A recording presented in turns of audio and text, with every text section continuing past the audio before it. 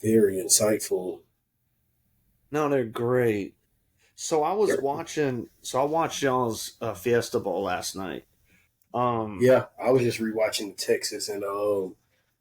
the Texas and Alabama game. It was on TV. do y'all still have what does this dude? Roman Wilson? Do y'all still have that dude? Yeah, we still got Roman, number All 14. Yeah, right. he. This Yeah. will be Who his. was? I think he was a true freshman when he started playing, so this is either his junior year or his senior year. He might be a redshirt junior. Oh, okay. What about that? What's this dude's name? Ronnie Bell. Does he He's the still only play fifth? receiver we don't have back. He's with the San Ah, okay. Francisco. He made the 53-man roster too, which I knew Oh, that good was for going to happen. him. Good for Shout out to Ronnie him. Bell. Yo, actually, shouts out to somebody that I thought was an idiot for leaving college. Our top wide receiver last year, Joseph Ngata, he made the Philadelphia Eagles 53-man roster. I have no fucking clue how, but he made it. Shouts out to my boy. Shout outs to that guy. Shouts out to my No boy, cap. man. Dude, y'all are in that game so much, dude. Like, it was almost like fuck, man. It felt like Clemson, Alabama, number one, 2015 title game. Mm-hmm. Like we're just there. Like it was like a 7 to 10 point deficit at all times, and then it would go to like three, then back to 10, the three, Yeah, back every to 10, time y'all three, close back the to 10. gap, it seemed to Dude, they it seemed scored that like every they fucking time y'all got back in it. And I'm like, oh, like there was like two drives at the end. I was like, oh my god, and like that missed tackle, man. the missed tackle on not Dodson. What's Quentin his Johnson, name? I think Johnson. Yeah, yeah, yeah. God, and he just took that it to missed the tackle house. looked I was like, that, and then we couldn't stop the run worth shit that whole game. yeah, dude. Max Duggan was going off too. That dude was going Yeah, man, off. it I was. didn't realize y'all went down 14. I didn't realize y'all went down 14-0. It was like And they 21 to robbed us 3. of a touchdown. They robbed Yeah, us of a touchdown. yeah. I'm like, I It's still can't just believe that. I was watching and I was like, oh man, I hope y'all have that guy back. Oh, I hope y'all have this guy back. Y'all should be straight. Y'all have these guys back. And so I was like, man, because the announcer, I gotta figure out his name. He did Monday Night Football for like a year. Dude, I'm sorry, man. He called the Michigan State fumble punt. You know what I'm talking about? I have to know what I'm talking about. Is it Fowler? And there's a trouble with the snap, and the ball is free. I Go know to exactly. I know who you talk. I know what you're down talking by about. I'm just Michigan not State. sure who Then you're his voice talking about. cracks, and he Oh scores on yeah, the I last don't. play of the game. Hey, I don't know his name, but I know I don't exactly know what his you're talking about. name. He's a great He announcer. he He's still do games on great. ESPN now. Yeah, Yeah, he's yeah, yeah, really yeah. good. Yeah, he's an ESPN announcer currently right now. Yeah, he was doing Monday Night Football when the Monday Night Football team kind of split. Because who was Yeah, it? It was Gruden and shit. Who was it? Gruden and Booger. somebody. I don't know. Oh, he did the play. He was Anyways, doing playoff games with Gruden. yeah, and so like it felt like Gruden got a job, and then the other person just stopped doing it. That's blanking me off the top of my head. But he took over for like 1 or 2 years. I think it was like one for sure. But um, yeah, that guy's a goat announcer, and he called y'all's game against TCU, and I'm just like, oh, this guy's announcing. I swear to God, the announcer sets the tone of the game. First of all, it's the Yeah, announcer, it's the crowd, and then it's the play. no And cap. if you got all three, which the Fiesta Bowl last year had all three, like that shit was just fucking fantastic. Um, I I think 100% agree. I've watched that game like I probably watched, and I didn't watch the full presentation. I watched like the 30-minute game where it basically covers every key play that happened. But even if it's a 10-yard, 15-yard run, they'll throw it in there. So it's like a 30-minute highlight video of the whole game. So you basically get the whole game, just minus commercials and bullshit up the middle 1 yard runs. And I was like, fuck, man. Yeah. I hate it, dude. I felt It's like the all right. interception late, like really hurt. But then, dude, Max Duggan threw like 3 picks that game too. So it was just, dude, it was like do do do do do do do, but it It's never one of them felt like it things where crossed. It felt like I don't know. it was one of them things where you compound so many mistakes early in the game that you dig yourself out the hole, but you made one too many mistakes to dig yourself fully Yeah, just out. maybe one You too know, many. Yeah. if we don't fumble, I truly believe if they don't reverse that touchdown and we don't fumble on the one, we win that game. Yeah. I was taking it in. It was like a handoff right up the middle, like straight into the pile, into the Mhm. fire, and then TC randomly came up with the ball. I was like, ah. If And it that was don't like, happen, we win that game. yeah, probably because at the very end, they had like one more touchdown or something because it was like 45-51 or something like that at one point. What was the final score of that game?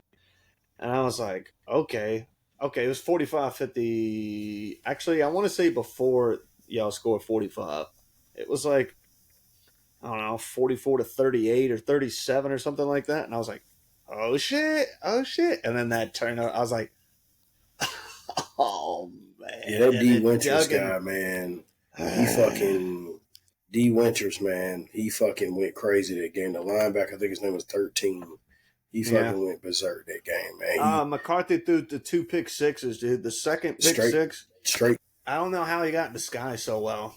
I have no idea how he got disguised so well, but I mean, because I forgot about the second one. The first one's like all and the second one I didn't remember. So when he threw it, I was like, oh shit, oh no, 2 of them, fuck. That's the difference in the game, dude. He was like, this motherfucker right here. Difference in the game, and I think what I took from it the most was we were this fucking close from Michigan Ohio State National Championship. This fucking close. Would have been great. Fucking would have been whoop that great. ass. Whoop that ass. Whoop that I think ass. that's best case scenario. I think that's best case scenario this year.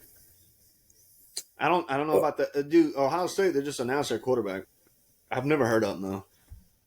Which one? Gould or the white guy, number 3, I think I saw. Oh shit, he wasn't even the one that everybody thought was going to start. They thought it was going to be the other guy. Really? Yeah, it just posted. Well, On see what game he day, got. Yeah, I don't know. He got Marvin Harrison Jr., but I don't. He got him and Ibuka. Don't forget about Emeka Ibuka. Dude, you know what? I thought Mbuka was coming out this year, and I'm like, bro, they got 2 Ohio State receivers coming out. Like, they're both going to be gone. We fucking. Man, Ibuka's back. Ibuka's back. Back, man. And on that note, hold on, let's keep it a little bit. Welcome back, baby. Welcome back. Welcome. Happy holiday. Happy day. Yes, sir. It's glorious. Yes, sir. Yes, sir, baby. College fucking football, baby. You are listening to another edition of the Saturday Showdown. Real trap shit. We back in this thing, man. And we coming like this. Week 1. Week 1, baby. We did it. We made it. Rejoice. And when you wake up tomorrow, not only will you have the Saturday Showdown Week 1 preview, but you'll have football on your TV that night. And I'm not talking week 0. I'm talking Florida, Utah. I'm talking Utah, baby. Multiple games. Friday you get football. Saturday you get the full slate. So no more appetizer, no more hors d'oeuvres, no more watching the cooks cook in the kitchen, taste testing. You get the full buffet on Saturday, baby. Oh yes. How does that make y'all feel like that? I don't know, but for me, I'll be at the beach. I'll be with the family on vacation, and I can't wait. Yeah, nice. Yeah, it's gonna be great. I can't wait to put some bets in. I have 10 bets I'm gonna fire off on. We'll talk about them. I have them written down. This year, I'll be keeping complete track of my record. Chip, you should do the same. I'm going to post. Dude, I'm going to talk about them. 5-2 last week. I went 5-2 last week. This man was 5-2 last week. I went against you on one. I think we went against each other twice, and I won one, and you won one. Well, we were in unison on Jacksonville State.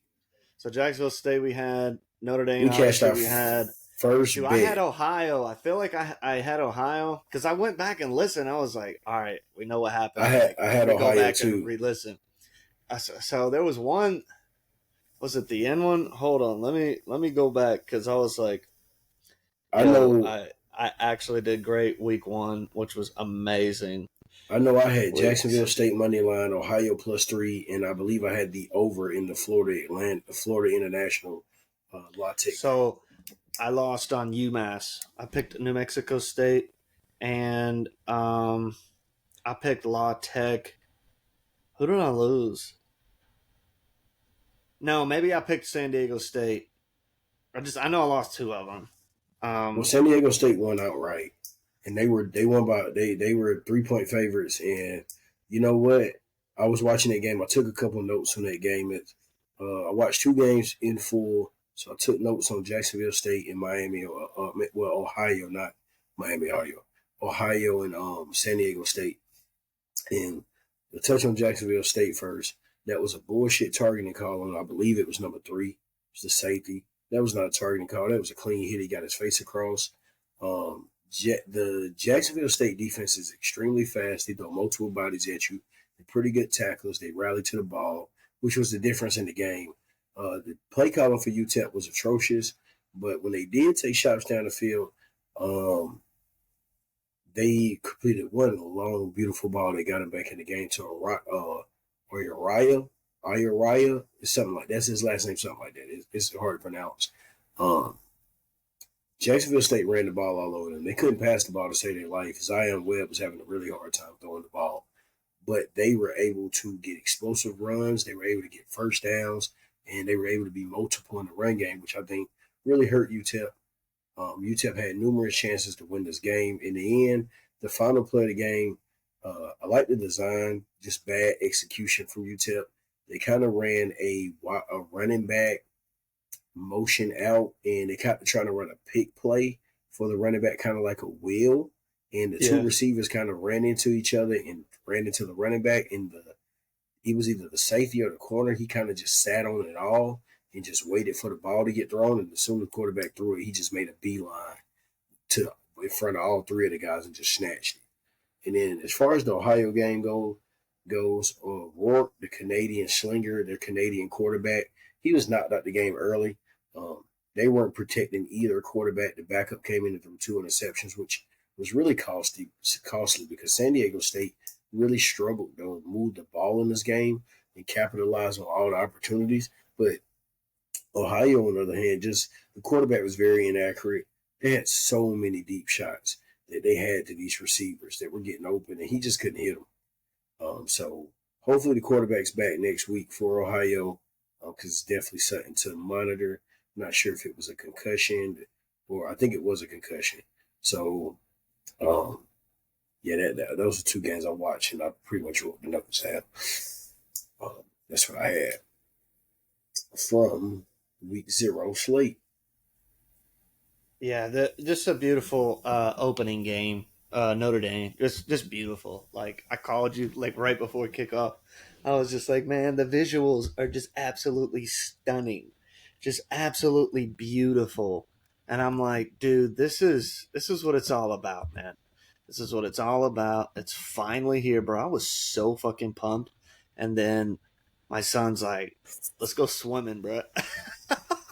So I watched like the first 3.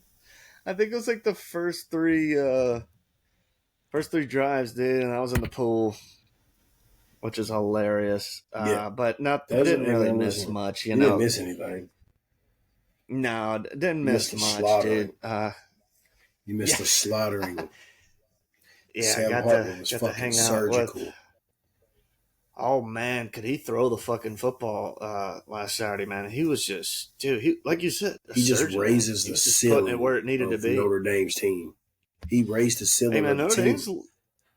Notre Dame's a little scary looking right now, dude. Yeah, man. With Sam He Hartman, raises the ceiling, man. He raises the ceiling. With that offensive line, Joe Alt leading the charge on the offensive line. They got fucking stud offensive linemen. I mean, first rounders. They got it, defensively. They always recruit all across well. the board. They're going to be a tough out. I mean, they play a tough schedule, so we'll see. They get their test week 4 going to Clemson. But yeah, man. Other than that, I really didn't watch too much of week 0. I mean, I watched a little bit of the Florida International and La Tech game. Florida International had control of that game the whole first half of that game, and then La Tech kind of got it together offensively. Came back and won the game.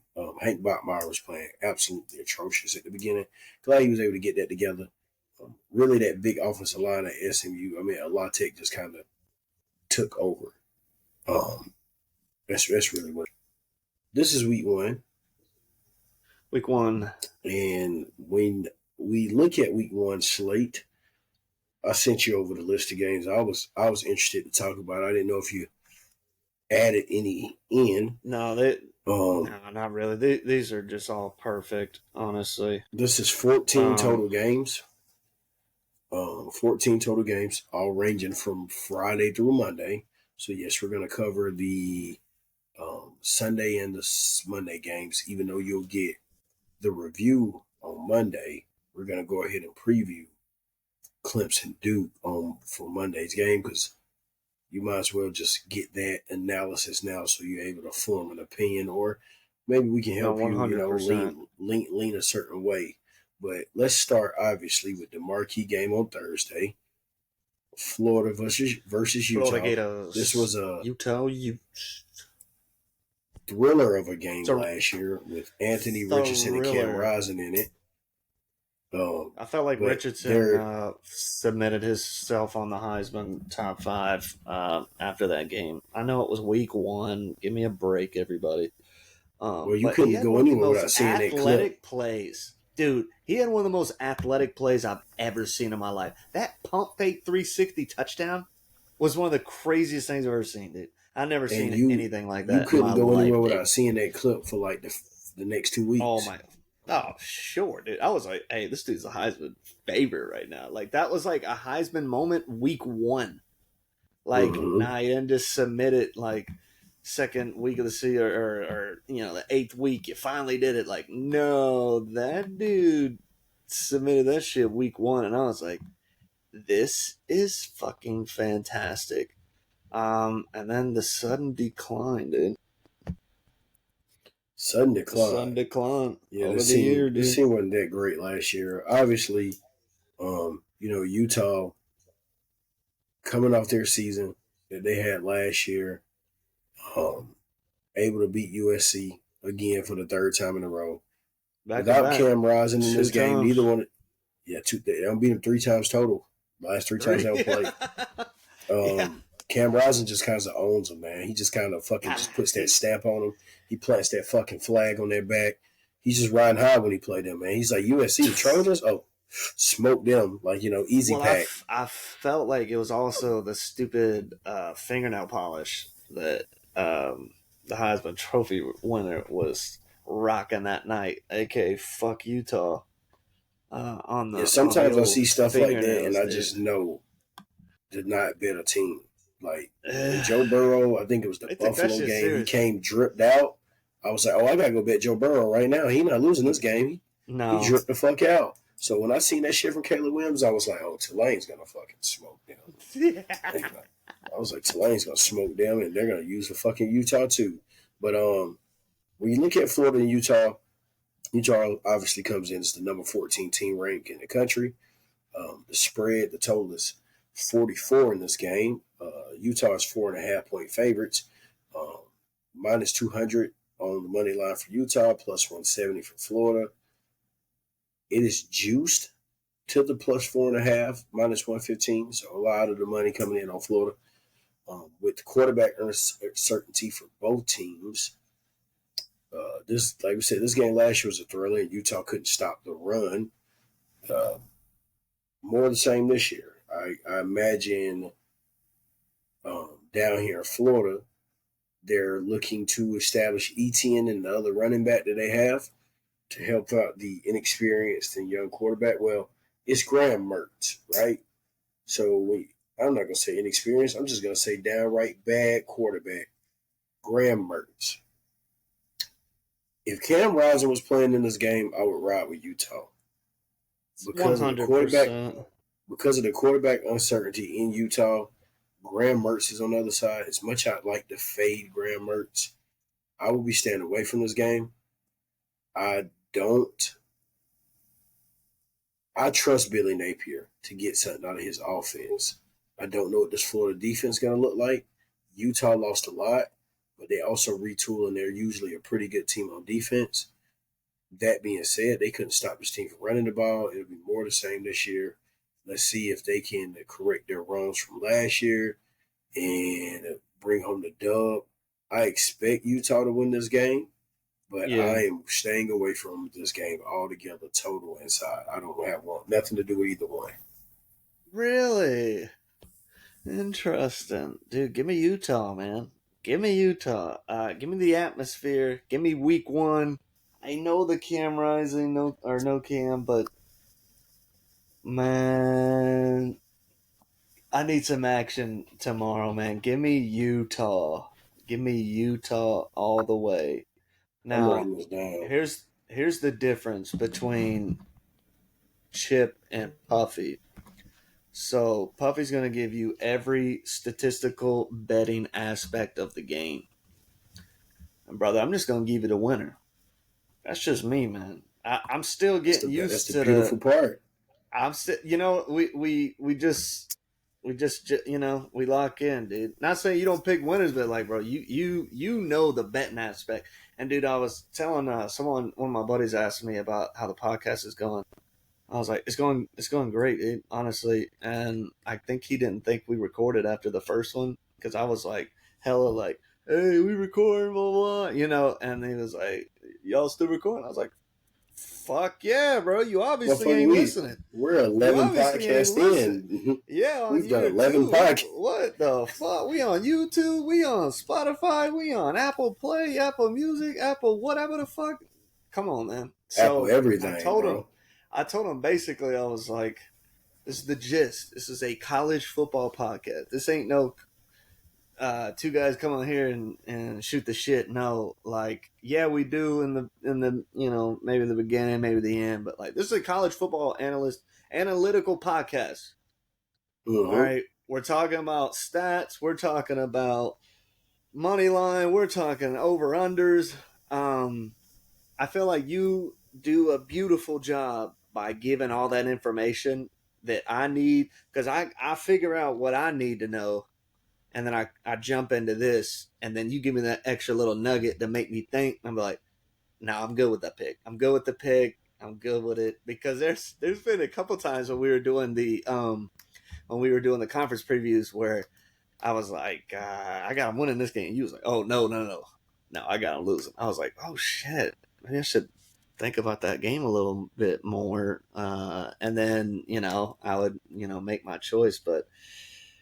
I give you the picks, man. That's basically, in terms of betting wise. I'm just gonna give it a winners. A buddy of mine just sent me a college pick'em, like a fantasy thing or whatever. Mm-hmm. So I just joined that not too long ago. So I'm very excited, man. I'm very excited because I felt like I could have won that shit last year. I felt like we had great picks all year last year. And I felt like I could have fucking win that shit, and I didn't join it last year because I just had too much going on, and I really thought it was like a college fantasy bullshit, and I was like, dude, I don't have time for fantasy football. Like, I just don't have time to be looking at the phone every day. I'm already a champion. I've been to 2 championships. I came out on top of one of them, so I am a fantasy football champion. I'm not gonna lie to you, but I don't have time for it like that. When we do our research for this podcast, like, that's what I got time for. I pick them, baby. I pick them, man.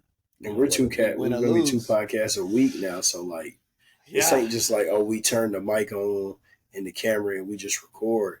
Like there are notes, there are pre-written shows. Like this show, sure, it's more structured, and anyone who listens to the first season can already tell it's different. I feel like we're way 10 more times in depth different now, based off sound alone. Like if you just went to season 1 and I don't know, episode 5, season 1, you'd be like, bro, I can hear Puffy perfectly, but the other dude, I can barely understand what he's talking about because I was on a fucking cell phone on speaker, either on my porch smoking or fucking in my son's room, trying to be quiet enough to where I didn't wake up the fam. I don't know, but we're here. And now look at us. We both sitting on our couch recording. Look at this shit, man. Can you believe this? We're on our couch. We don't have offices. That's next.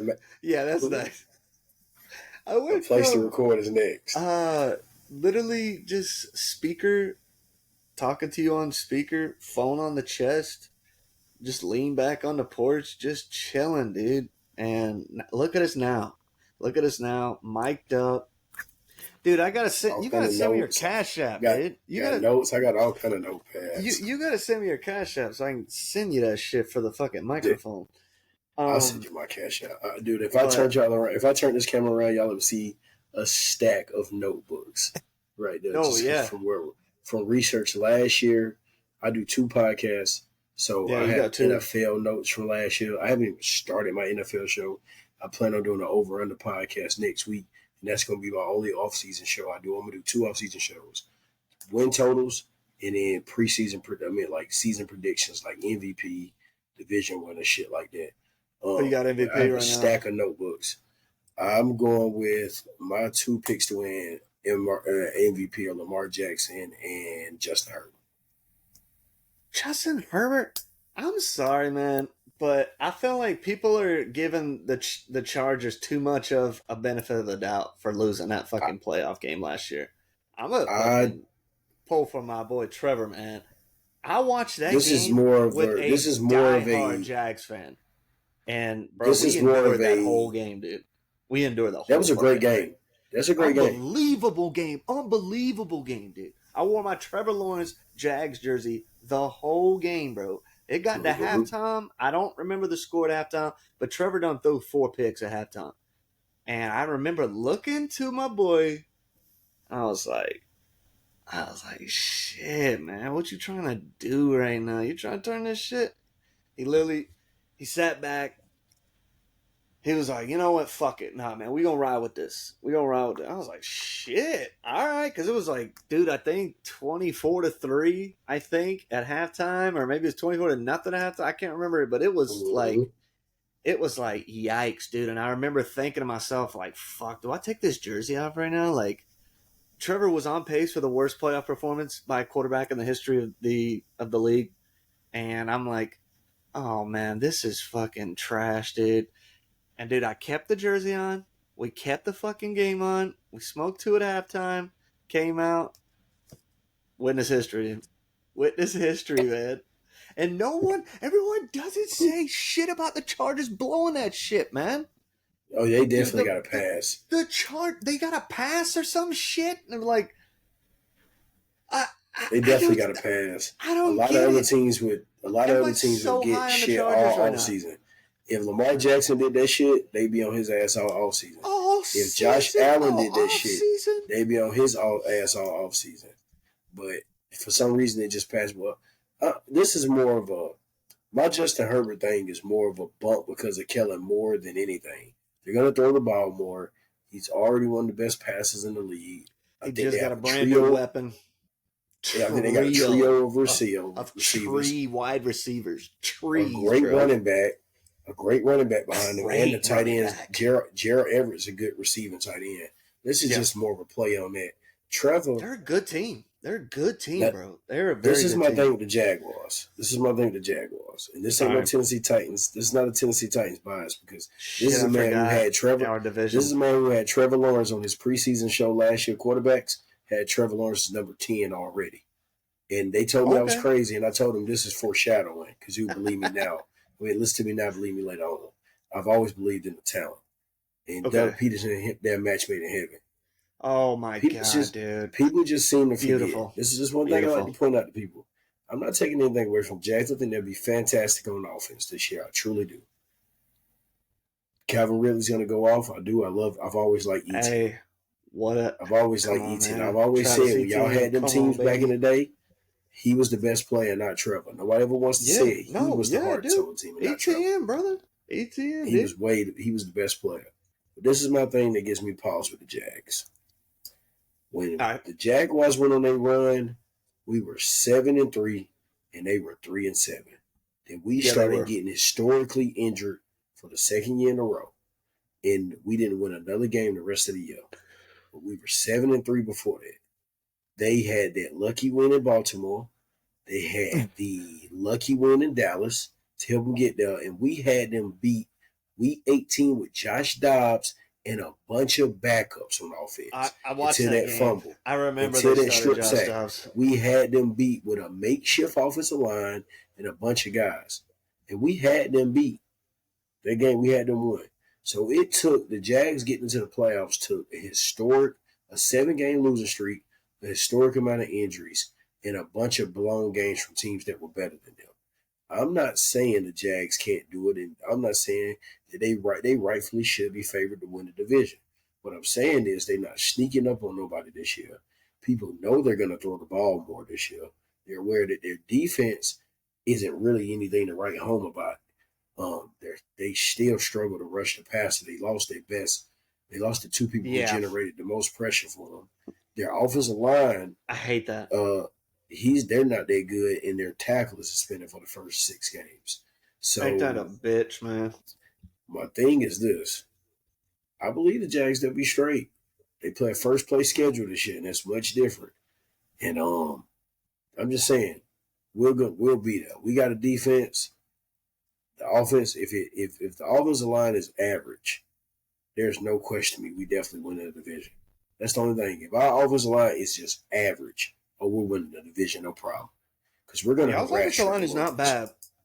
I'm gonna say this: it's been bad. It's okay. So I got mad. We can't pass block.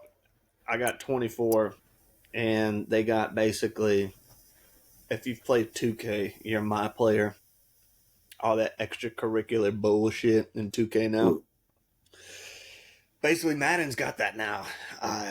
Not as ridiculous as 2K has, but I got drafted to the Titans, and not bad. Got Hopkins, and dude, I just throw it to Burks every fucking time. Traylon Burks, man, I just throw it to that boy every time. Just stay healthy, Traylon, and let's just wait. Because when the trade happened, everybody at my job was like, "You're not happy," and whatever. I'm like, "Yes, I'm happy." But this offense, the way I tell people is this: if Hopkins is our number one receiver, we'll be fine. We'll be okay. Yeah. If Traylon Burks is the number one option, we will be a explosive offense. Because you know what that means? Yeah. Traylon's the one you got to worry about, and Hopkins getting all the first downs. So when Traylon's making the big plays and Hop picking up first downs. Basically a Deebo Samuel, basically. That dude can do a lot. Pass, he can do a lot. I mean, he can do a lot, man. He can do a lot. And they say this offseason he had a good offseason. But let's get back to the NFL. I'm sorry. We that was actually a good tangent though for us. I should have timestamped it. I've been meaning to timestamp these as I go along. That way it ain't. I don't have to re-listen back because that's a bitch.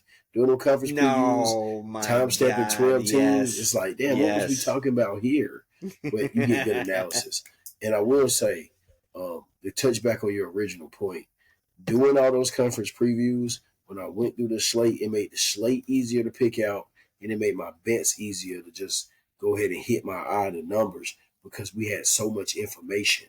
We did 133 teams, so I kind of knew a little bit about them. So when I started looking at the slate, I was like, I don't want to talk about that game. These teams ain't no good. It was easy to figure out the slate.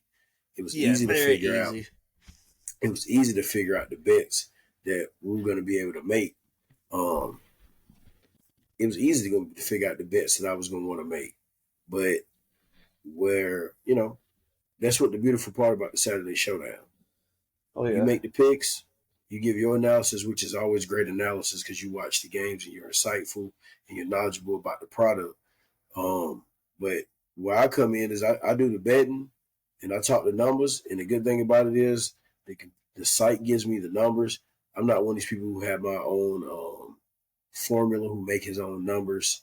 I'm not one of these people who have their own system or program who come with his own numbers. I read you the numbers that I get on the site that I bet at, and I'm just here to try to help you make a more valuable bet. Or I'm just here to try to get you the reasoning to make it's like showing your work in class. You ever had a teacher that give you points for showing your work, even if you don't get the answer right? She can see how you came up with that answer, or she can see how you formulated and came up with all that. That's part of betting. Not only are you trying to beat the bookie, you're trying to get the right number, but most of the time you make a bet, let's just make sure you had the right process in getting to that bet and not just betting it because you've seen team names or you've seen this number or this or you believe that. As long as let's I'm just trying to help you get to a better idea and make you a smarter better so you can understand like what's already in front of you when you read a number. Like you don't have to assume, you don't have to question if a book has factored in injuries and weather and things like that. They've already known this before you.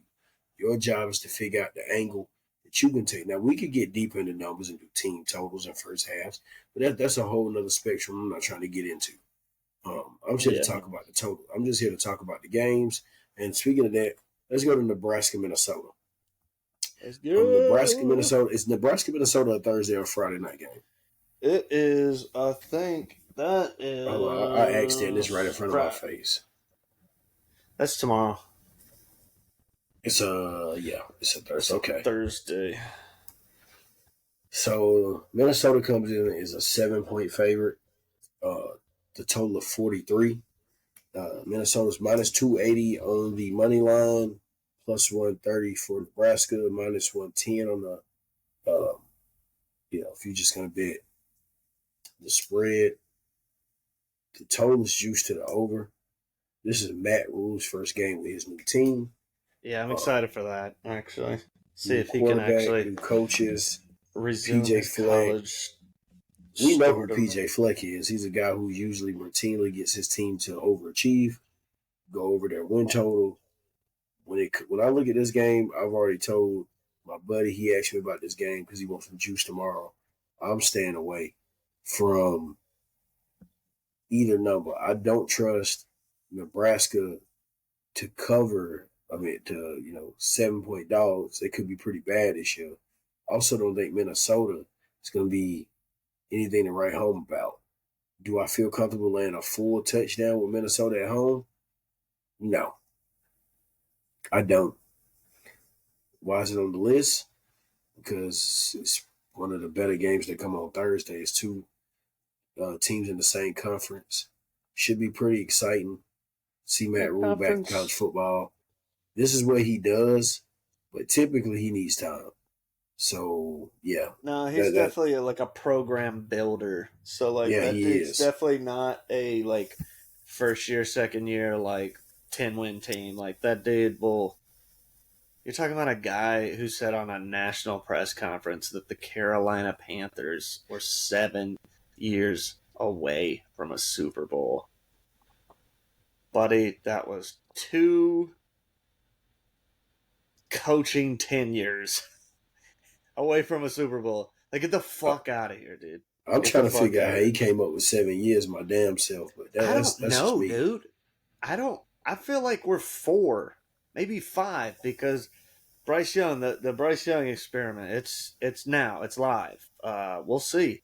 We'll see how we did. Our preseason wasn't great, but that's because, our whole squad played. But anyways, back to Rhule. I don't know. I wish him the best. I really do. I never hated him as a coach. Just, I felt like... The fuck? What we got? Oh, no, you good. It's something in my house making that fucking noise. Uh-oh. Oh, it's the fucking laptop. Is it? That shit loud as fuck. I don't hear much. I'm good. Oh, it's just killing you. I'm not picking it up. But yeah, I wish him the best. I really do. I wish him the best, but I'm staying the fuck away from this game. No, sure. Yeah, sure. If I had to pick one, I'd say Minnesota, but this isn't some Honestly, if I game had to that take something, I'd probably I'm take gonna the be over. watching. I'm If not I had gonna to be take watching. anything in this game, I feel pretty confident that this game could get over 43. Neither defense is anything to write home about. I could see a late touchdown pushing us over or something. Um, you got any more thoughts on this game? No, that was pretty much it. Let's talk about Friday. I have 3 games to talk about Friday. Surprisingly, Nebraska, Central Michigan and Michigan State. I don't have a lot of analysis on this game. I actually should have just put this game to the side as a bet. The only thing I have is I told you guys I think Michigan State is going to be pretty terrible this year. They're Yeah. 14-point favorites at home, 45.5 is the total. It's minus 115 to the under. Central Michigan is plus 460 on the money line. Michigan State's minus 675. The reason why I bring up this game is I get it, it's Michigan State, I really do. I don't think they can cover this 14. I know Central Michigan's not a good team. I know they struggled to score points to get good opponents last year. I know they struggled to stop people. I also know this Michigan State team is going to be pretty terrible. So this is the first game I'll officially say. It's going to sound crazy, but give me the 14 points with the chip. Really? Mm-hmm. Not bad, not bad. I'm obviously I'm not gonna pick this game, but I would like to see Michigan State do well, but I don't know. It's on them. I feel like their coach is also on the hot seat. I could be completely bullshitting right there, but I personally think that he's on the hot seat. I think Billy Napier is on the hot seat. I feel who's the guy? I'm a man. I'm 40. Oklahoma State. He just hasn't won nothing. He's a good coach. He ain't won shit. You been like 18 fucking years?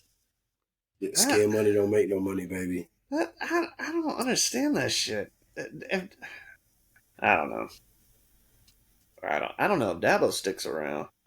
If we were in year 18 with no conference championships or natties, I don't know if he'd be the coach. I have no idea. But 18 years of I don't know.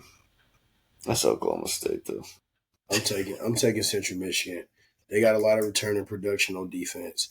I think the defense alone, the offense lost a lot, but I think the defense alone can help keep this game close and potentially they can add a late touchdown or just keep it within 14 the whole game and give Michigan State a scare. Friday night, Louisville visiting Georgia Tech. If I'm able, that would be the game I would watch. Just because I'm an ACC guy though.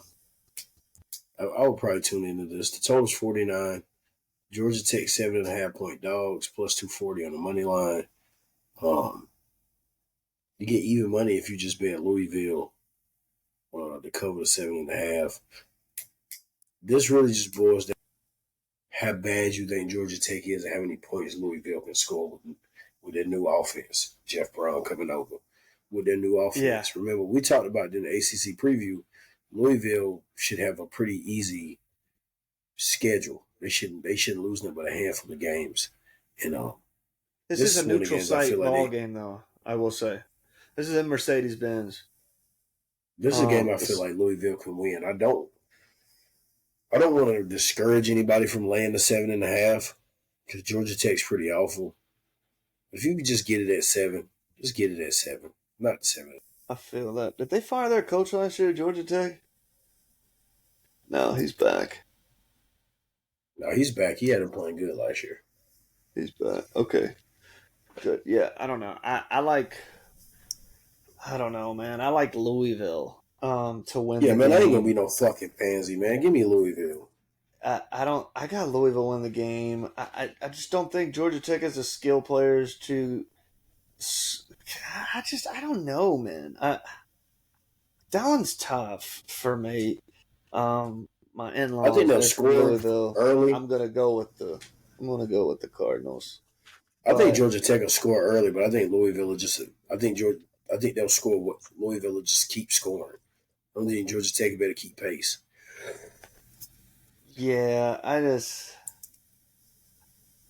Yeah, man. That's a hard one. That's a hard one. But give me the Cardinals, man. Okay, so we're on our first official play together. The Louisville Cardinals. Shout out to Lamar Jackson. Stanford going to Hawaii, right? Now, this might make you a little happy. You're like, why the fuck are we talking about Stanford and Hawaii? Because it's like a 10 o'clock game at night, and you ain't going to be doing shit Friday night, but watching this game, it's 11 o'clock, right? And you're going to tune in fucking to 11 o'clock, what used to be on Aloha Stadium. And then you're going to think to yourself, okay, Stanford's out there. You're going to tune into a fucking high school football stadium with a goddamn track around the damn field. Talking about welcome to Hawaii University, or the University of Hawaii. Where we play at high schools. And, build them a fucking stadium, Governor. They call it Aloha Stadium. Yeah, stadium. Keep the name. Keep the fucking name, dude. Bring that shit the fuck back. So, when I look at this game, right, I know you're thinking, Stanford, Hawaii, who gives a fuck? You know? I mean, I do because I'm going to bet on it. Hawaii is 3.5-point dogs at home.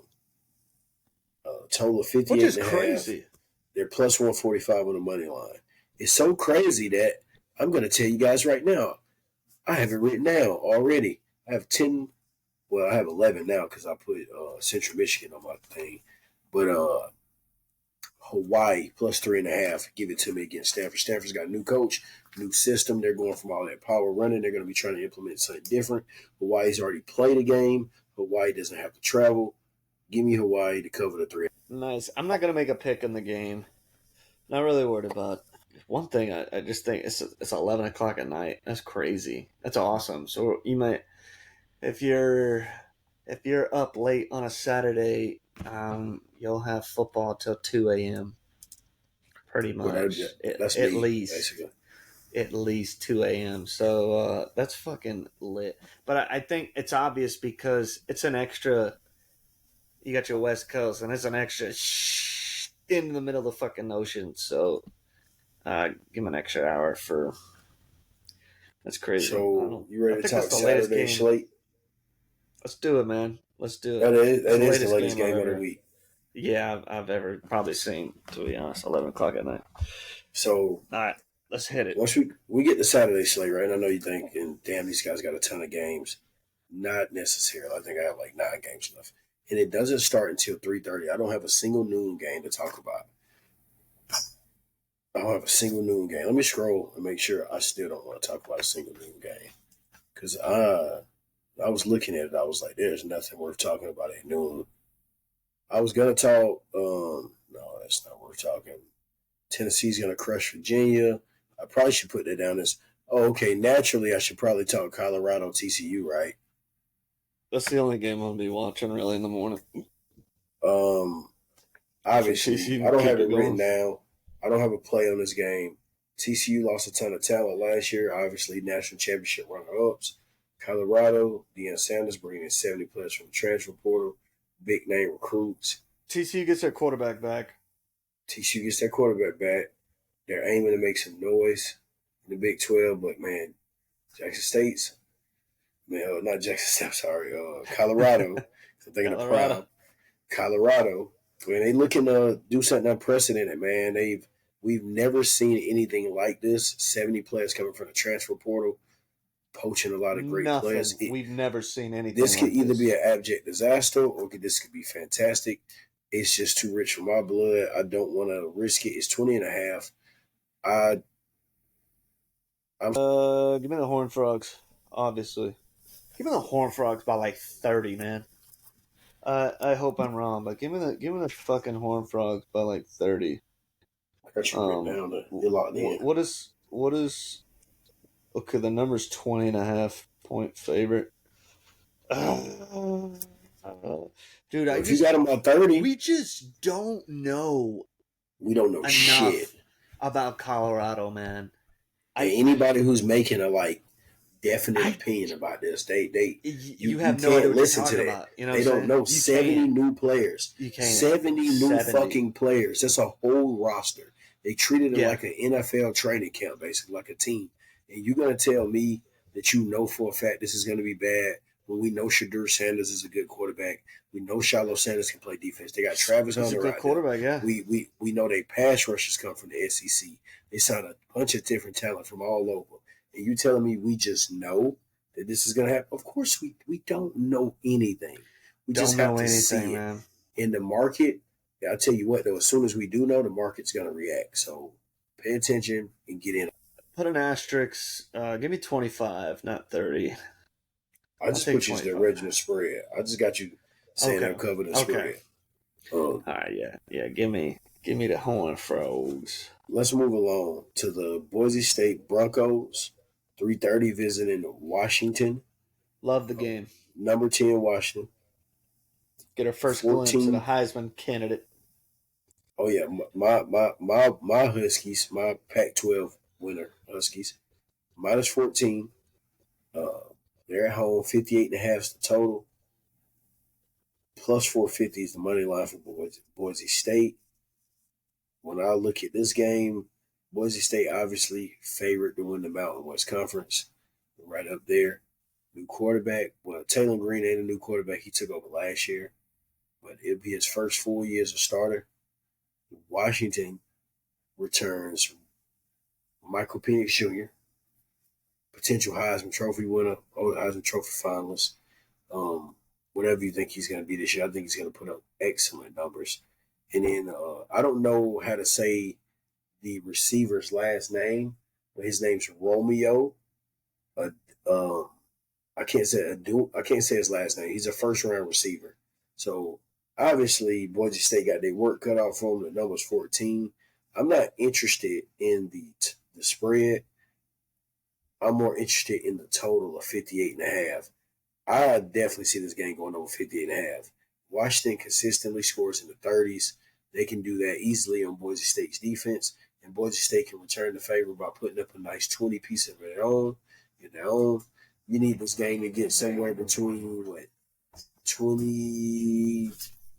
What do you need? You need 30 out of Washington. You need 38 out of Washington potentially to get this here. Get you 21 out of Boise State. That's feasible. Yeah, that's feasible. This isn't an official play. I'm not going to bet this. I just like the over. So I'm not going to write it down. I'm going to write it down for me and your sake. But for the end of the show, when I give out my best bets, things I'm actually betting, it won't be this. This won't be on the list. But can you hear me? Yeah, I can hear you. I'm my getting bad. a lot of background. I thought I cut out.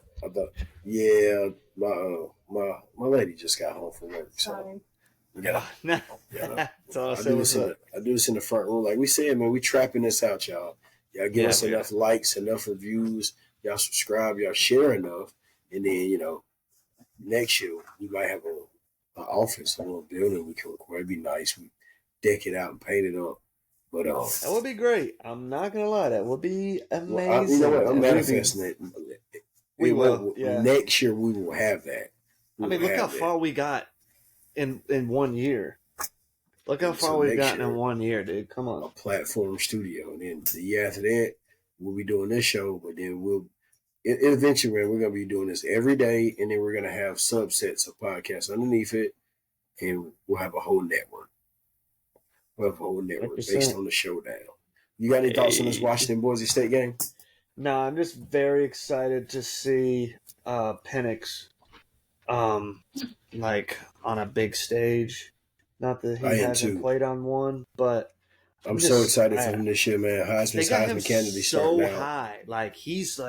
His hype is it's through the fucking roof right now, and I'm trying to see it. I'm trying to see greatness. The thing I like about Penix is this isn't 1 year of greatness either. He was good at Indiana before the ACL tear. Yeah, he had Indiana at 7-8 wins. So when you can lift up a program like that, the guy's got something special about him. 100%, dude.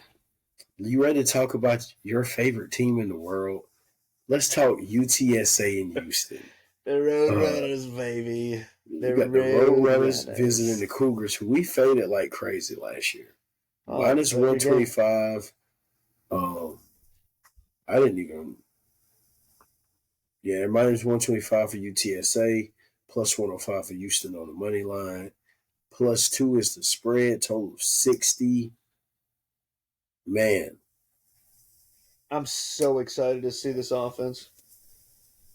I said it in our conference preview that that the UTSA Roadrunners were gonna win and get the upset done this year.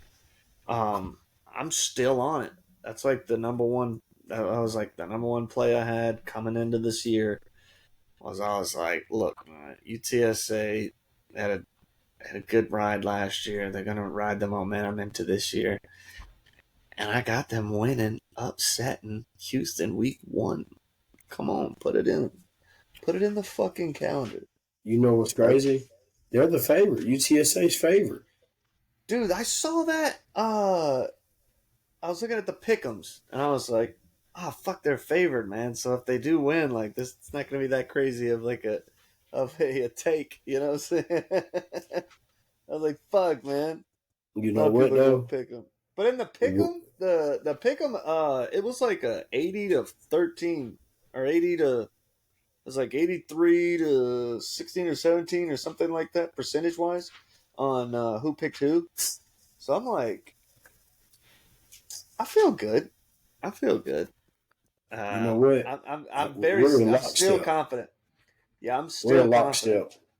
We're in lockstep. Frank, I know I made a lot of fun of you on the preseason pod, but Frank, I need you to come through and cover this. I know Frank Harris, I was on his head, but UTSA -2. I get it. They're on the road week 1, but Houston's playing a new quarterback. They got a bunch of new players. We were fading them last year. What better way to start off a fresh betting season than fading UTSA? This will be an official. It won't be an official play for me, but maybe by Saturday it will. It might slip in there by Saturday. I need to get it before it goes to 3 though. Next game we're going to talk about the marquee game of Saturday night. The North Carolina Tar Heels visit what's a neutral site game. It's a neutral site game in Charlotte, but South Carolina Gamecocks. Obviously, Drake May, Spencer Rattler, the headliners, plus 1-15 on the money line for South Carolina. They're 2.5-point dogs, total 64. You take it away. Oh man, this it's the fucking border war. This is it's the fucking border war. This is gonna be a great fucking game. I think this could be 28-27 or a 35-28. Like they need to bring Petey Pablo out for this one. I'm excited, man. I'm raised. Take his shirt out. They need to bring Petey Pablo out for this motherfucker. You know what I'm saying? Bring Petey out. Bring my boy Petey Pablo out. North Carolina. Yes, sir. My God, dude. They'll win by fucking 50 if they bring him out. I'd bet them every which way. I'll be down at the beach just hammering North Carolina tickets for my out. Oh my God, dude. I'm gonna be completely excuse me. Man, give me the fucking game shows of Columbia, man. Give me the fucking Cox, man. Give me the nasty Cox, work. Dude. That's a terrible pick, man, but I'm riding with them, dude. End of the year, they lost a close bowl game to Notre Dame. I was so thankful that Notre Dame won that game. But they beat us, man. They beat us, barely. However you want to say it, we shouldn't have lost for any reason. But we're not going there. They got the dub. They did some really good recruiting, and I think they got some decent momentum here in the off season. I don't know, man. Beamer, man. You almost can't even hate the fucking guy, man. I'm giving USC their props, man. I don't know, man. I felt like they did what they were supposed to do in the offseason, and the recruiting went very well for them, I feel like. Give me the Gamecocks, man. Give me Spencer Rattler to turn some heads this weekend. Hopefully this dude can cut down on the stupid mistakes. Like, hopefully this dude can just cut down on the mistakes, because they were there against us, man. I'm not going to lie. When he threw that pick 6 in the first quarter, I was like, Here we go again, baby. Ain't in the room. And it was just totally the opposite, man. Give me, and then this is a money year. This is a money year for Spencer Rattler.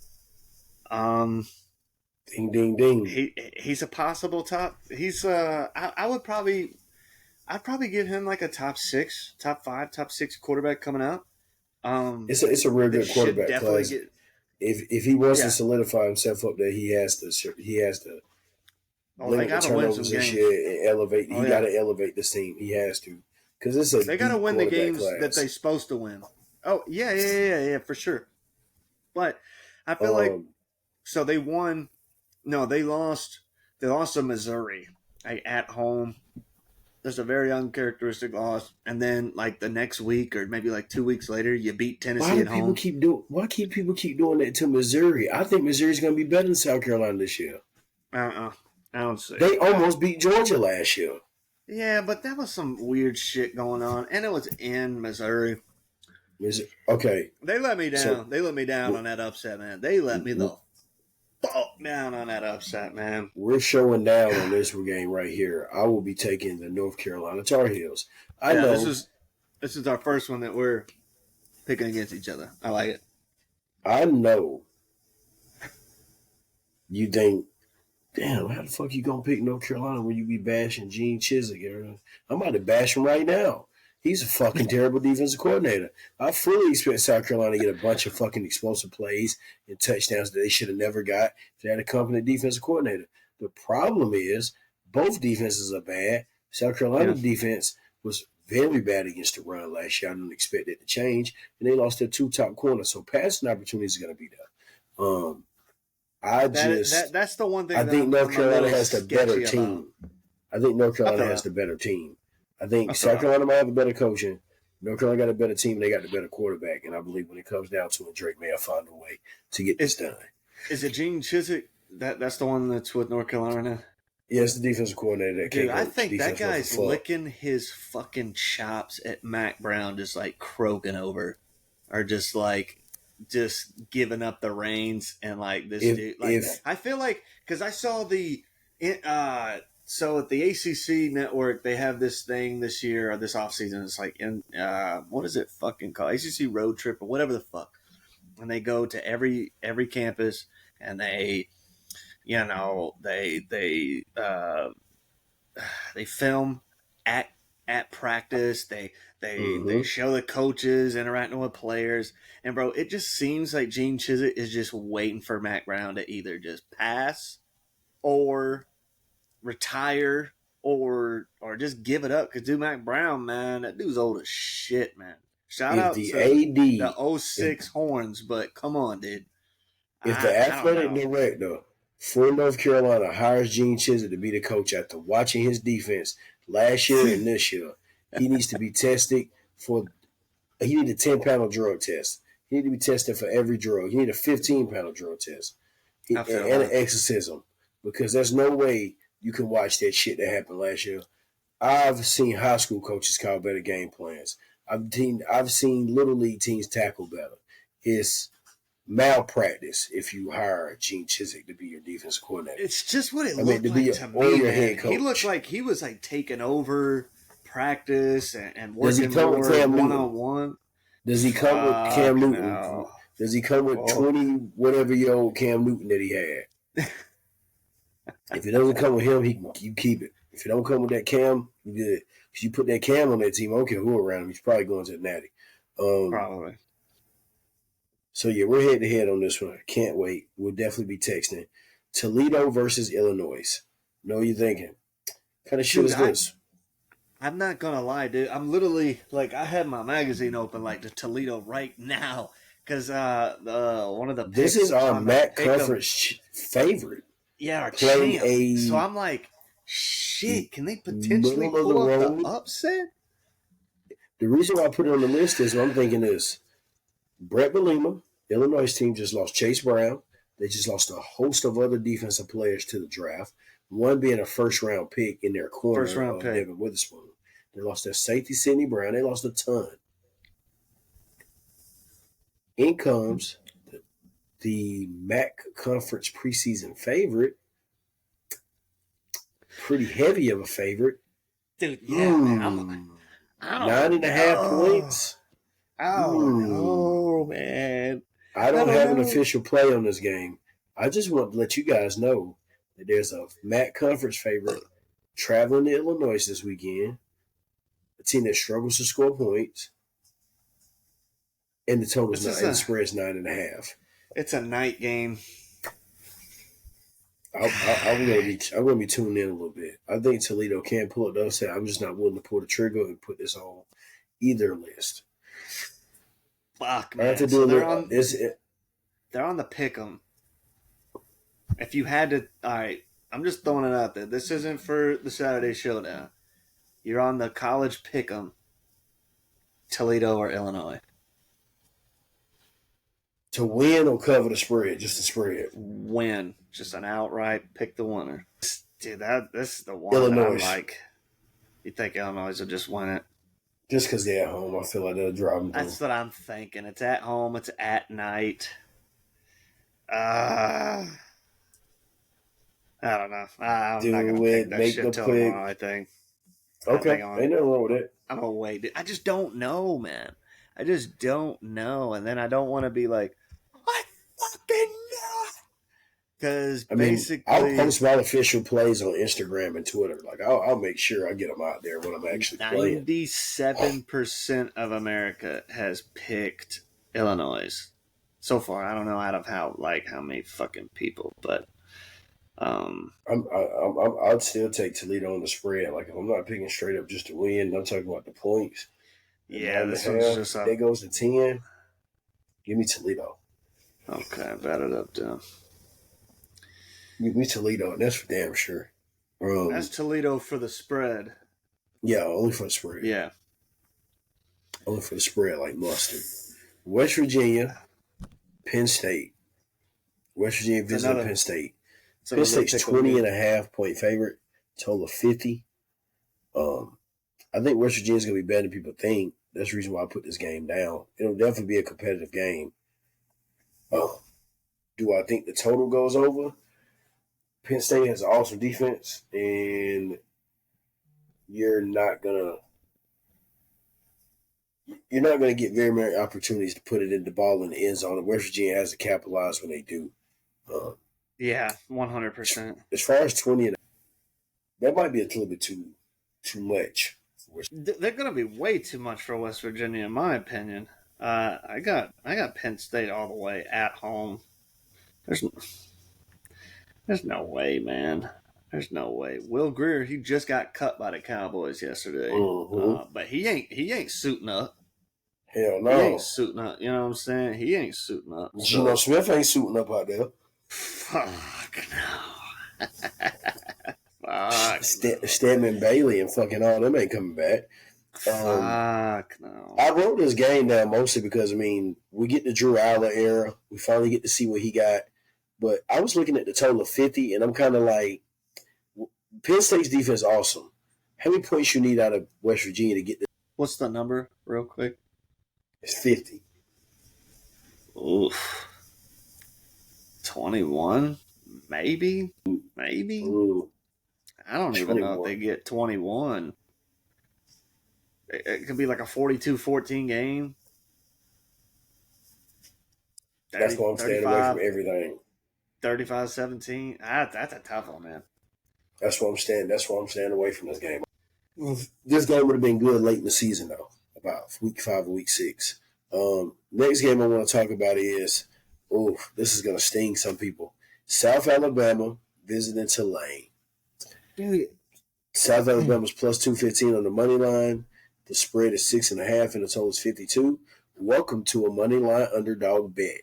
I believe South Alabama covers this game to 6.5. I also believe South Alabama wins this game out. What? You think South Alabama's going to come in there and beat them? I love Tulane. All their great players from last year, they're gone. South Alabama, the co-favorite to win their conference. Return a ton of talent. You're going to smell blood in the water, and they're going to attack. They're going to attack. Oh, dude, that's another pick'em game. I got Tulane. I picked Tulane to win up. That just I'm glad we do this, man. I'm glad we do this because I'm over here like, fuck. Now I got to do a little bit more thinking, maybe a little bit more research on the game. I got till I don't know exactly when they're locked in, but they're locked in. Picks out before they kick off for the first game tomorrow. Oh yeah. Of course. That's tough. Oh God, man, give me Tulane, man. Off the top of my head, man. That quarterback, man, nah. What the fuck, man? I'm gonna have to go back and look at these boys. Dude, that game got you. That game got you the trip bag. What conferences are they in? Because we did a Tulane's in the MAC. Not Tulane, South Alabama, my bad. Conference USA. That's USA? Okay. Yeah, man. Hold on, man. Once you go back and look, you're going to be like, okay, I see why you all on the South Alabama Jaguars. Yeah. Okay, here we are. All right. Hold the fucking phone, man. The Passies boys? Where the fuck are they? You said CUSA? Yeah, ain't they in Conference USA or they in the Sun Belt? I think it's Sun Belt, actually. Alright, sorry, listeners, that I wasn't ready for this, but this shit got me second guessing myself over here, so I'm like, oh, fuck, Yeah, there they go. Shit, man, they got 8 returning on offense and defense. But I got it written down right here that they'll take a L. I'm riding with the Jets. Damn, man. So prepared.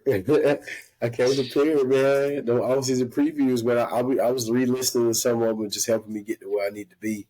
So yeah, that's definitely. And the South Alabama bet is like an official play too. Like that's one I will be firing off on South Alabama, especially if I can get it at 7. That's like I even kind of want to. I might sprinkle a little bit on them on the money line too, just for shits and giggles. Coastal visiting UCLA. We kind of touched on this game. Well, I know we didn't. I was talking to someone on PlayStation early. UCLA's 14.5 point favorite, 66 the total, plus 500. That's what Coastal is on the money line. The reason why I bring this game up is this is Grayson McCall.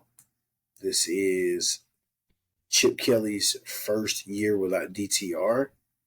From what I hear, they're going to let the quarterback they choose go out there and just sling it and play it. It's loose and fast and fun and have a good time, and that's all good. But score some points because I don't have Coastal covering this number, but I have this game going over the total of 66. Wow. I like that. I think this would be cool because watching Coastal Carolina, and that game's on TV. That's a national television game, if I'm not mistaken. That one is 10:30 ESPN. Yeah, so that's like the marquee 10:30, or that's the marquee 10:30 on ESPN game. So Coastal Carolina, that's that, yeah.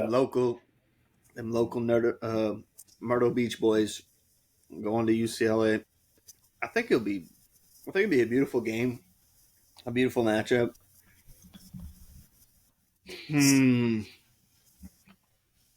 Damn, what's that? Okay, yeah. I don't know it's starting to happen. Yeah, it's. I'm gonna stay away from that one. I just think Grayson McCall can get.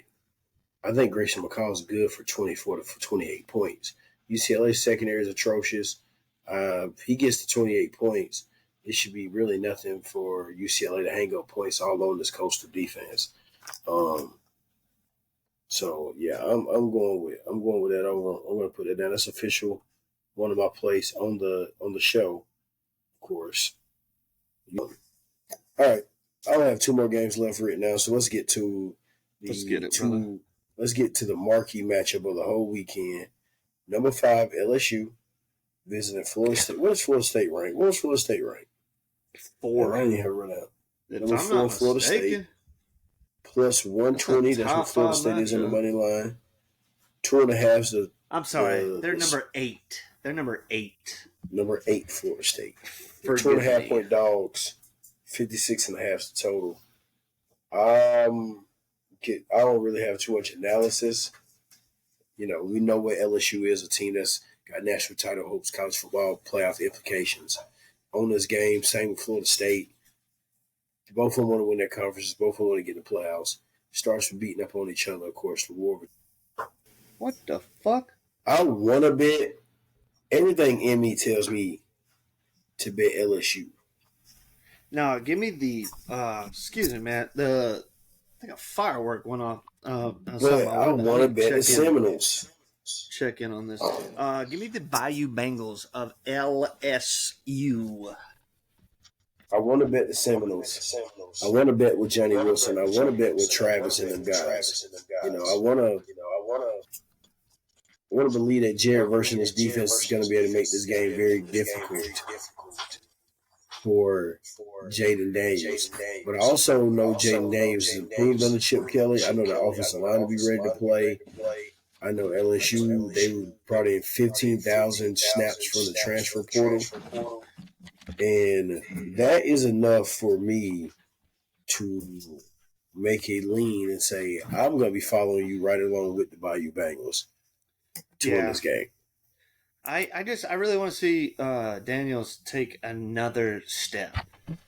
I felt like he definitely took a step in the right direction. But at the same time, I would like to see one more.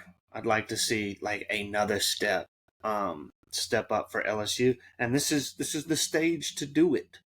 This is literally the stage to do it in Orlando. Both of these teams, their last games played last year were on this field. You had the Citrus Bowl for LSU, smacking. Then you have Florida State, an amazing Cheez-It Bowl against Oklahoma. Florida State, I think both teams are going to travel exceptionally well and pack that damn stadium up. Dude, that is just the game of the weekend, man. Congratulations to everyone that we have a marquee matchup on Sunday Night Football, dude.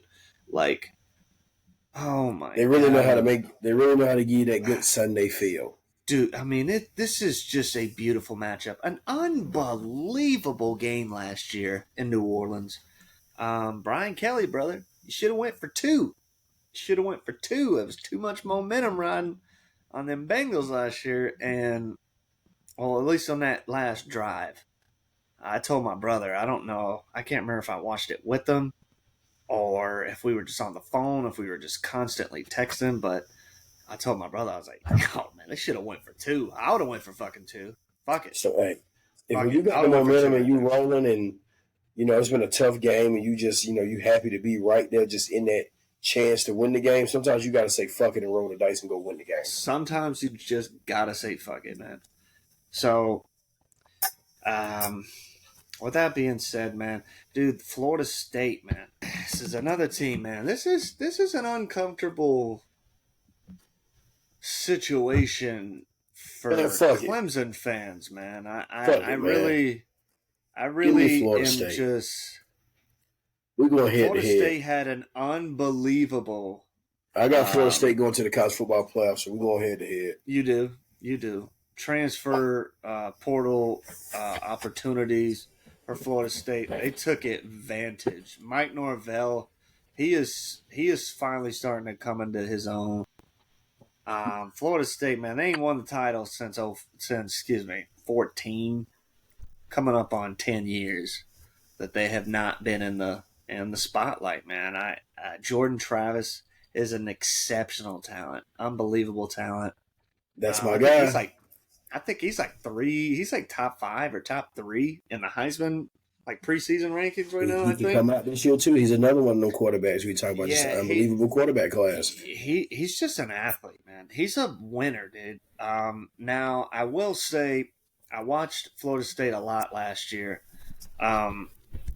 He lost them a game against North Carolina State that I felt like he threw. It was just a little bit too much going on. It was on the road at NC State, and he threw just a horrible fucking interception to end the game against NC State last year. I think if he can cut down on the mental mistakes and crack down mentally, dude, Florida State's in for like a really good year. But I will say, with that being said, Florida State, their season is going to be dictated by week 4. You have LSU week 1, and you have Clemson week 4. So you're going to know where you stand. You're going to know where you stand real early. And Florida State's got to come to Clemson this year. So that's exactly why I got them winning this game and probably dropping that first one to you guys, and then doubling back and maybe win the cut. It's either going opposite. Either they're going to beat y'all the first time and lose the conference championship, or they're going to double back and do it the other way. But I got them beating LSU. I got them beating LSU. I don't know. I can't ride when they go to the college football playoffs. Not ride with them here. When I just I just like Jordan Travis a lot. I like Johnny Wilson. I like the other. They added a receiver to go on the other side of Johnny Wilson. They added Peyton Reed. Jordan. Oh God, what's his name? I think it's Jordan Reed for Michigan State. So they added playmakers, man, and then they got a running back who we talked about last year. He had 1,500 yards last year as a freshman. So I think weapons galore, and LSU will be without their number one weapon. Of course, Jared Verse is going to affect the passing game. So I'm going for Florida State. You go with LSU. All over the field. Yeah, I'm just head to head, baby. Because I really want LSU to win this game. I don't know, man. Give me the Tigers, man. He's going with the Tigers. Let's talk about the other Tigers. Monday night, the only game we're talking about Monday, Clemson versus Duke. Kind of weird seeing that Clemson on the road. 55.5 is the total, plus 375 is the money line. I ain't got too much crazy analysis for this. Give me the Tigers to cover 14. I think they do it. I don't think it's no problem covering this 14. I don't believe they allow many points from Duke in the first place. Then you don't need many to put this game away. You could put this game away at 28-7. I'm just on Clemson. All right.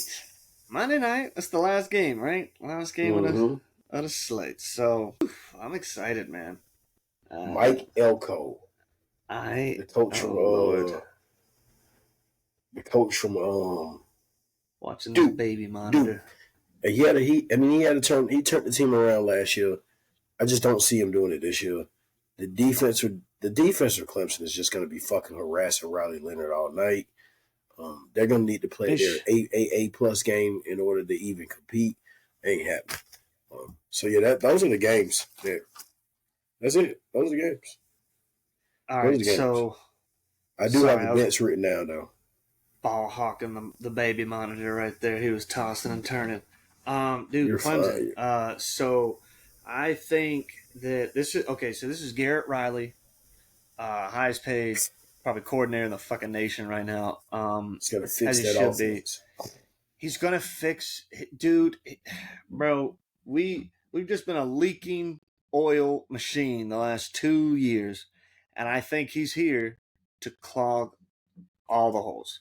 I think, dude, I was so high when he came to Clemson. I could not fucking believe that Dabo had the balls to fire Brendan Streeter and go out there and fucking basically go out there and grab his legacy and take it back and say, you know what?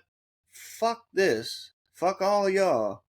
I'm going to go get the best coordinator in the country, and we're going to go right. We're just going to get right back on the path, man.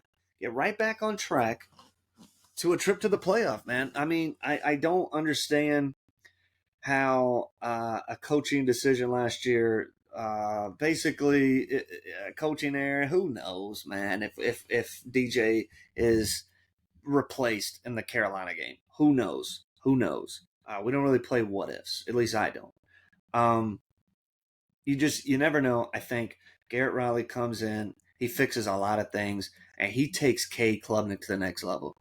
I think that's personally what I think. I'm a Clemson Tiger fan, so I'm gonna obviously preach Clemson on here. I second everything he just said, though. So it's not just the Clemson bias. I second it all. We talked about it. This is a playoff team. Yeah. If anybody don't see it, I just don't see how you don't see it. They were right there last year with average to above average quarterback play. They're there. Below average last year. If we beat Carolina, we are a playoff team. So it's simple to me. We're playing Georgia instead of Ohio State. There's no way, dude. There's no way. I'm thankful that Ohio State got the nod there. Because what a fucking playoff we had last year. But that's neither here nor there. The Tigers, man. I think we just had. We're a ninja star, man. We have a point on every edge. There's a point on every edge. We're just, I think, in terms of weapons, we just potential first round picks on every level of defense. Oh my God. I ain't even got started. Watch Jeremiah Trotter Jr., y'all. If y'all never watched Clemson, watch Jeremiah Trotter. Jeremiah Trotter. Just watch him. And number 0, Barrett Carter. This is a top linebacker. I'm not going to say the top, but this is like a top 2 linebacking core in the country, dude. I'm telling you right now. And then we got a white guy on the edge. His name is Will Wood. It's the craziest name ever. Woodaz. So it's AZZ. It's fucking weird, bro. But that dude, he's a baller, man. Tigers, man. Tigers. I'm thinking. Give me 42-17 Clemson, dude. On the road, 13 easily. Your boy will be in attendance in the game. I'm gonna document, record as much as I can from that experience. Hopefully, we're close to Cameron Indoor, so I can get a picture next to the sign or some bullshit. I don't know, but yeah, man, I'm excited to be my first. It'll be my second road game as a Clemson fan. Haven't been on many, but that's awesome. This is exciting, man. This is really exciting, and to be in there week 1. But yeah, man, go Tigers. That's it. Clemson. What'd I say? 42-17, something like that? Yeah, 42-17. I could see it 42-24 too. I don't know. Just because our defense. It's the first look. I don't think we haven't played Duke in a while, it feels like. And now that we're playing them at Duke, I don't even remember the last time we played at Duke. That was like the Sammy Watkins era, like Taj Boy, Sammy Watkins era, I think. You don't remember this one. So, yeah. You remember this true. Well, it's exciting times, man. This is exciting times, so very excited. That's week 1, though, man. I can't wait. Probably, so I'm going to be locked in with the wife on Saturday, so after 3:30. So I'm going to be able to watch Colorado TCU. That would probably be the only game on my television. And I'll be watching the boy until the wife gets out of choir practice. And then I'll probably be hanging out with the fam because I'm going to be gone for the weekend after Saturday. So probably won't get to watch too many games, but I'm definitely going to be tuning in. Stats, highlights, and all that, and definitely keeping track of our records, man, because what a great start to the year. Week 0, you know what I'm saying? 5-2, feeling really good about that start. It wasn't much to pick from. Wasn't too like 50-50 shots in week 0, but I'm just excited, man. We're here. We're in the we're in the middle of college football right now. Like, this is just. Man. Tomorrow, man. Tomorrow, we're in there. We're in there. Yeah. Tomorrow. We're in there. We're literally in there with a fucking national matchup. We're right there. It's exciting, man. It's exciting times, man. We're right there for week 1. And just to wrap this up, our official plays as far as the Saturday Showdown goes, the games we talked about. Yes. South Carolina, Tulane, and LSU. I'm on Central Michigan, Louisville, Hawaii, the over in the Washington and Boise State game of 58.5, UTSA, North Carolina, South Alabama, the over in the UCLA game and Florida State. So we're both on I'm on 2 more games than him. That's it. Just did 2 totals. But as far as like I said, I'll let you guys know, like, the games we talk about, we pick them. We're doing our side. We're keeping track of our record here. Okay, one thing. Best bets, games I'm actually going to bet. Actually going to have tickets out there. I have a few. I'm going to run them down. I think it's 11 total. And here they are. I'm going to take. Fuck it. I'm going to keep them on there.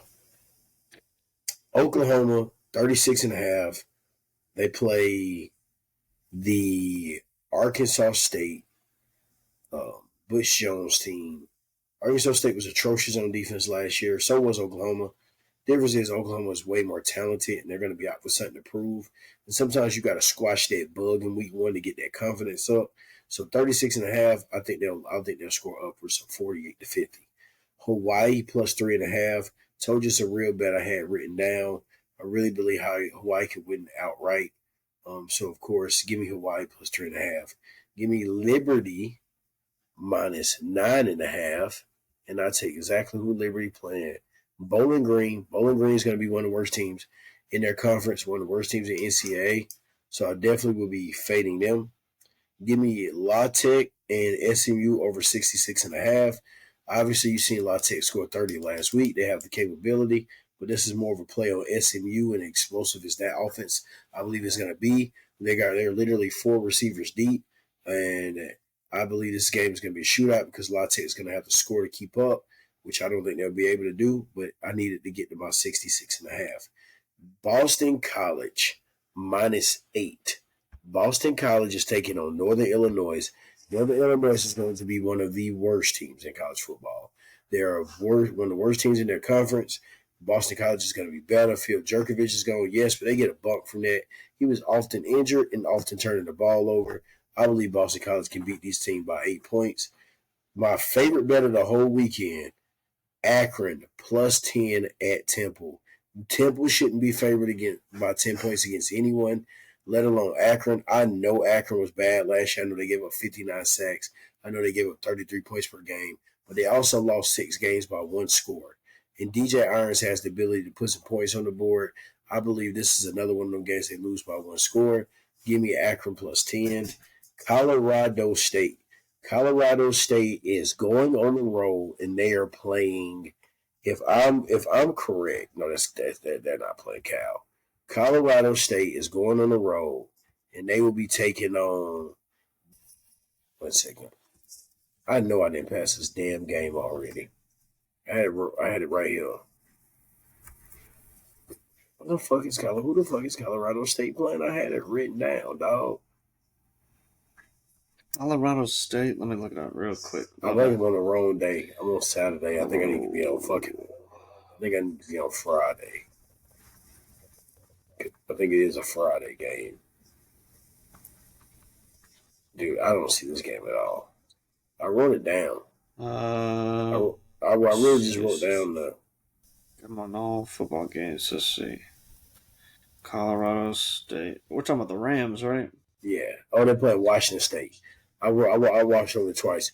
The reason why I wrote this game down is very wild that you see a team like Washington State traveling to a team such as Colorado State, but Colorado State might be a better team than Washington State. I can't. Basically, this boy down. This is a bet against the quarterback for Washington State. Turn the ball over. I like Cam. I do. I like Cam. I like Cam Ward. Cam Ward also turns the ball over and does some extremely bad throws, makes some extremely bad decisions in moments where he shouldn't. I believe this is an opportunity for Colorado State to come out here with a raucous crowd week 1 and make it muddy it up. If you don't like the full team game taking 12.5, you could always get them at the half mark for about half the price. North Texas playing Cal. I believe North Texas can win this game outright. Cal's pretty damn bad. Their defensive coordinator, which is their head coach, has been, putting out some duds as of lately. I believe North Texas can not only win, but they're right for the money line underdog pick. I believe North Texas can win that game outright against Cal. BYU minus 20 against Sam Houston State. This is their first year in the FBS, competing on this level. And I know BYU's a thing to write home about, but until you get used to playing this level of competition and everything that goes into it, I believe the Ocean will be just fine. I believe BYU, I'm tripping. I'm looking at this right here. BYU, I believe they'll do just fine for you in scoring 20 points to get this game out of reach. I don't believe Sam Houston State's going to be able to put up enough points to keep track. BYU will score some points. They'll put this game out of reach. 20 doesn't seem too rich for my blood. Hell, I'm taking 36.5 for Oklahoma.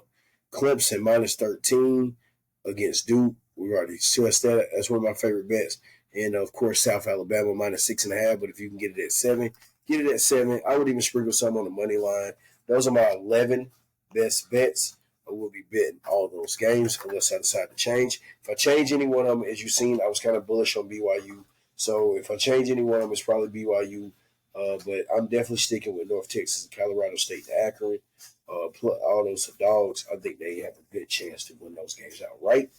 And so you think we have given you guys a fucking win? super long pot.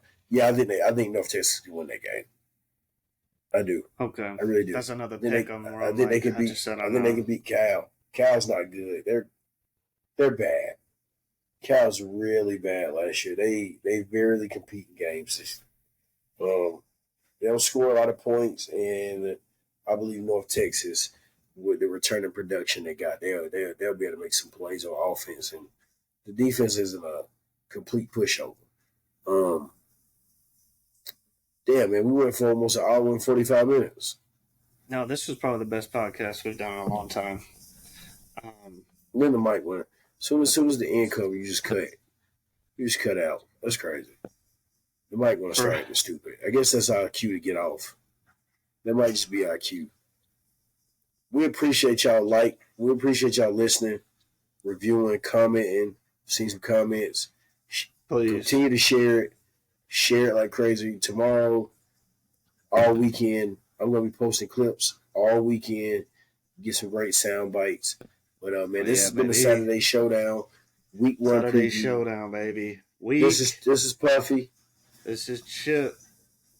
This is Chip, baby. Go Blue, baby. Go Blue. We didn't even talk about him. But we're blowing East Carolina Pirates' ass up. We're making them walk the plank on Saturday. They will be walking the plank on Saturday. JJ McCarthy, let's go, baby. Go Blue. He's going up. Go Tigers, baby. And this is the Saturday Showdown. We'll see y'all next week. Peace. Where's my damn button? That would have been cool to be like that.